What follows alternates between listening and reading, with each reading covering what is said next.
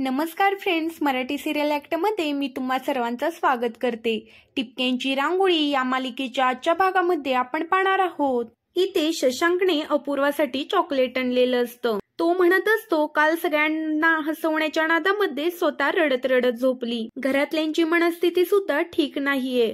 मी घरातल्यांना विश नाही करू शकत, पण अपूर्वाचं तरी न्यू इयर आपण चांगलं सेलिब्रेट करूयात असं म्हणत असतो आणि तो आता आपल्या रूम मध्ये येतो। आता इथे अपूर्वा काम करत असते आणि तेवढ्यातच शशांक तिला चॉकलेट देतो आणि म्हणतो हॅपी न्यू इयर। तरी ते अपूर्वा नसून ती नेत्रा असते आणि नेत्रा काहीही बोलत नाही। तर इकडे आता अपूर्वा आलेली असते आणि शशांक हा नेत्राला म्हणत असतो की मी तुला सगळ्यांसमोर चॉकलेट देऊ शकलो नाही, म्हणून मी तुला इथे दिलेलं आहे। तेवढ्यातच शशांक बघतो तर इथे अपूर्वा उभी असते आणि आता इथे नेत्रा मागे वळून बघते। अपूर्वा बघते तर नेत्राने सुद्धा सेमच ड्रेस घातलेला असतो। तर इकडे नेत्राला खूपच लाज वाटलेली असते। तेव्हा शशांक म्हणत असतो, नेत्रा तू आमच्या रूम मध्ये काय करतेस? त्यावर नेत्रा म्हणत असते, शशांक सर तुम्ही नव्हता ना, त्यामुळे मी डायरेक्टली तुमच्या रूम मध्ये आले। त्यावर शशांक म्हणत असतो, पण तुझं आमच्या रूम मध्ये काम तरी काय आहे? तेव्हा नेत्रा म्हणते, माझं अपूर्वाकडे काम होतं। त्यावर अपूर्वा म्हणत असते, तुझं माझ्याकडे केव्हापासून काम निघायला लागलं? त्यावर नेत्रा म्हणते, अगं असं काय करतेस? माझं तुझ्याकडे काम होतं म्हणून तर आलीये ना। बाळाचे कपडे तुझ्याकडे आहेत का ते बघायला आले होते। त्यावर अपूर्वा म्हणत असते, माझ्याकडे बाळाचे कपडे कसे काय असणार? कारण बाळाची सगळी काळजी घ्यायचं तूच ठरवलं आहेस ना। माझ्याकडे काय घरातल्या कोणत्याच व्यक्तीकडे कपडे नसणार आहेत। त्यावर नेत्रा म्हणते, मग ठीक आहे ना, नाही आहेत ना तुझ्याकडे कपडे, मग जातो मी। त्यावर शशांक म्हणत असतो, नेत्रा खरंच सॉरी, मला वाटलं तू अपूर्वा आहेस, पण तुम्ही दोघींनी एकाच वेळेला सेम ड्रेस कशासाठी घातलेले आहेत? त्यावर नेत्रा म्हणत असते की हा ड्रेस मला पन्ना काकूने दिलेला आहे आणि मला काय माहित अपूर्वाने पण तोच सेम ड्रेस घातला असेल। त्यावर शशांक म्हणत असतो, पण पन्ना काकू तुम्हाला दोघींना सेम ड्रेस का देईल? त्यावर नेत्रा म्हणते, नाही ते प्राचूसाठी ड्रेस आणले होते आणि त्याच्यामध्ये 2 ड्रेस सेम होते, त्यामुळे पन्ना काकू म्हणाली तुला तर फिट आला ना तर तुला ड्रेस ठेव, प्राचूला फिट येत नव्हता ना। त्यावर शशांक हा नेत्राला पुन्हा पुन्हा सॉरी म्हणत असतो। त्यावर नेत्रा म्हणत असते, ठीक आहे ना सर, सारखं काय सॉरी सॉरी म्हणताय?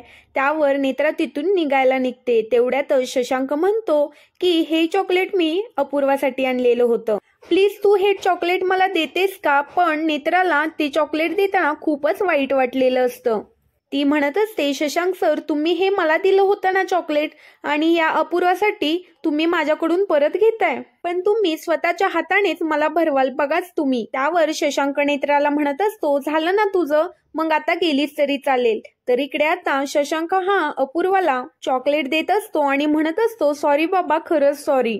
हे सगळं नेत्रा बघत असते। त्यावर शशांक अपूर्वाला म्हणत असतो, वाटलंच तर मी कान पकडतो, तुझ्या पाया पडतो, मग तू माफ करणार आहेस का? त्यावर आता शशांक अपूर्वाच्या पायाही पडायला लागतो। त्यावर अपूर्वा म्हणत असते, नको ठीक आहे, दे चॉकलेट ते मला। हे दोघांचं बोलणं ऐकून नेत्राला खूपच जळण होत असते। आता शशांक हा अपूर्वाला मिठी मारणार, तेवढ्यातच नेत्रा बाहेर पडण्याचं नाटक करते। त्यावर शशांक आणि अपूर्वा दोघेही बाहेर येतात आणि शशांक नेत्राला म्हणतो, काय झालं, तुला चक्कर कशी काय आली? त्यावर नेत्रा म्हणत असते की खूप दिवस झाला ना माझी धावपळ होते, त्यामुळे माझा बीपी जरा लो झाला असेल, मला जरा साखर हे काय भेटेल का? त्यावर अपूर्वाला दया येते आणि अपूर्वा म्हणते, हे घे ना चॉकलेट खा। त्यावर नेत्रा ते चॉकलेट शशांकला देते आणि शशांकला म्हणत असते, जरा सर ते चॉकलेट ओपन करून देता का? तर शशांक ते चॉकलेट ओपन करतो। नेत्रा त्याचा हात पकडते आणि त्याच्या हातानेच ते चॉकलेट खाते। हे बघून अपूर्वाला खूपच राग येतो आणि हे सगळं नेत्रा मुद्दामहून करते हे अपूर्वाच्या लक्षात आलेलं असतं। त्यावर अपूर्वा म्हणते, नेत्राताई तुला हल्ली खूपच चक्कर यायला लागले ग। त्यावर शशांक म्हणतो, हो बरोबर आहे, तू डॉक्टरांना दाखवून घे। त्यावर नेत्रा म्हणत असते, हो सर, मी आता डॉक्टरांना दाखवून घेणारच आहे, मला नक्की असं का होतंय? त्यावर आता नेत्रा अपूर्वाला म्हणते, थँक्यू हो, तुला माझी काळजी आहे हे पाहून खूप बरं वाटलं, तुझं चॉकलेट मला दिलं। आता यावर अपूर्वाला खूप राग येतो आणि अपूर्वा तिथून निघून जाते। नेत्रा म्हणत असते, नको ठीक आहे, आणि शशांक सुद्धा तिथून उठून रूम मध्ये निघून जातो।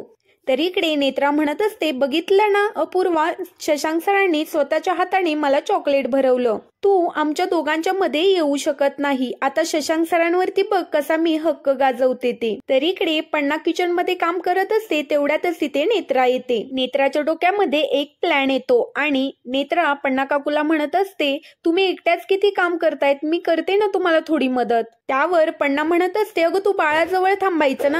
त्यावर नेत्रा म्हणत असते, नाही बाळ झोपलं होतं म्हणून म्हणलं तुम्हाला जरा मदत करूया. त्यावर पन्ना म्हणते, नको नको, अगं तू पाहुणे आहेस या घराची. त्यावर नेत्रा म्हणत असते, पण तुम्ही एकट्याच काम करत आहात का किचन मध्ये?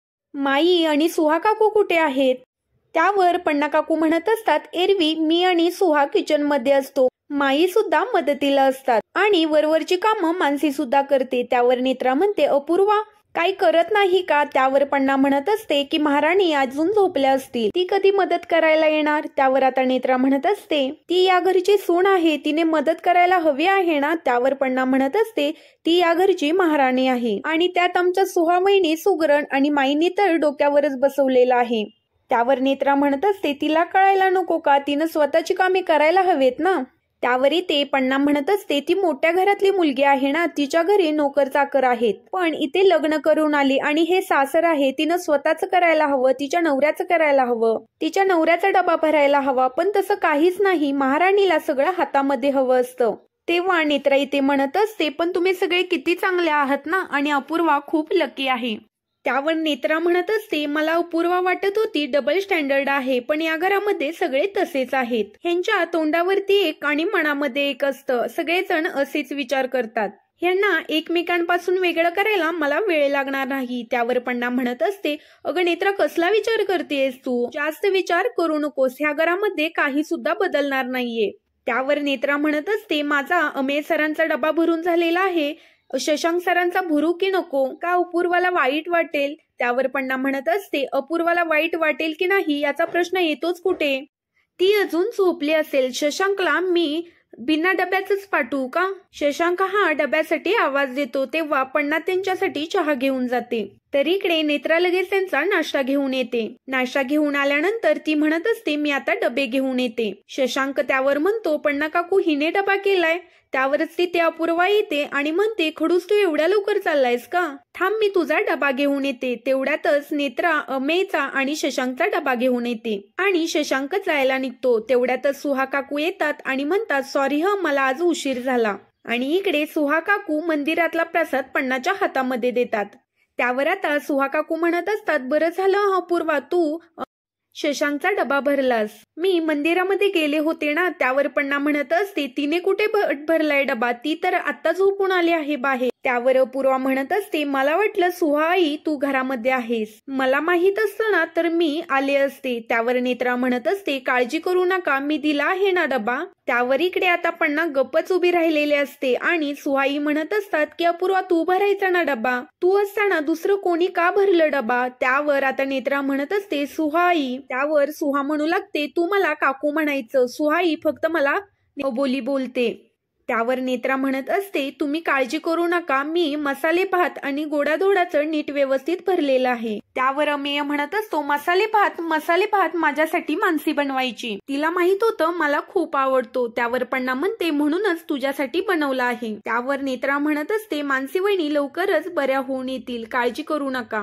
त्यावर सुहा म्हणत असते की मानसी लवकरच बरी होऊन या घरामध्ये येणार आहे, कारण मला या घरातली माणसे सगळी घरामध्ये हवी आहेत, त्यामुळे तिला आता बरं होऊन यावंच लागेल. त्यावर नेत्रा म्हणत असते, अमेय तुम्हाला मानसी वहिनींची एवढीच आठवण येते तर तुम्ही तिला भेटून जा ना हॉस्पिटलमधून, तुम्हाला बरं वाटेल. त्यावर सुहा म्हणते की काहीच गरज नाही, मानसी अगदी बरी आहे, तुला उशीर होत असेल तू डायरेक्ट ऑफिसलाच निघून जा. असं म्हणून अमेय आता तिथून निघून जातो.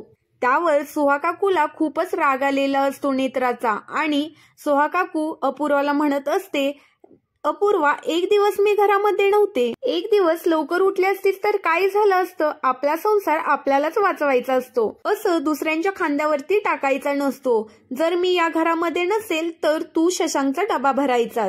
त्यावर अपूर्वा म्हणते सॉरी सुहाई आणि पुन्हा असं होणार नाही आणि तिथून निघून जाते. तर इकडे सर्वजण घरामध्ये जेवायला बसलेले असतात आणि माई म्हणत असतात अपूर्वा कुठे आहे.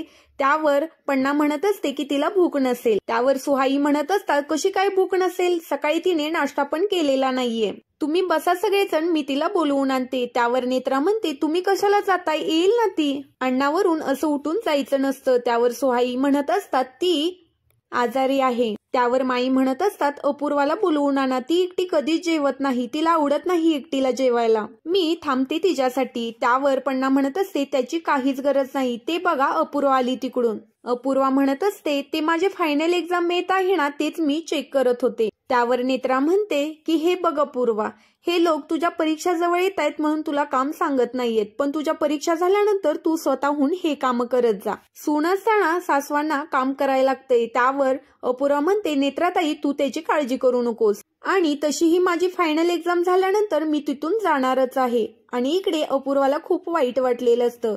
तर पुढील भागामध्ये आपण पाहणार आहोत अपूर्वा शशांकला म्हणत असते माझ्यावर प्रेम करणाऱ्या लोकांना मला सोडून जाताना खूप वाईट वाटतं. त्यावर शशांक म्हणतो तुझ्यावर प्रेम करणाऱ्या मधलं माझं नाव आहे का. त्यावर अपूर्वा म्हणत असते तू सुद्धा याच फॅमिली मधला भाग आहे ना, मग तुझं पण नाव आहे त्यामध्ये. हे ऐकून शशांकला खूपच वाईट वाटत असतं आणि मानसी हे ऐकून हाताची बोटे हलवते. तेव्हा शशांकचं लक्ष तिच्या हाताकडे जातं. असेच मालिकेचे अपडेट जाणून घ्यायचे असेल तर चॅनेलला सबस्क्राईब करा.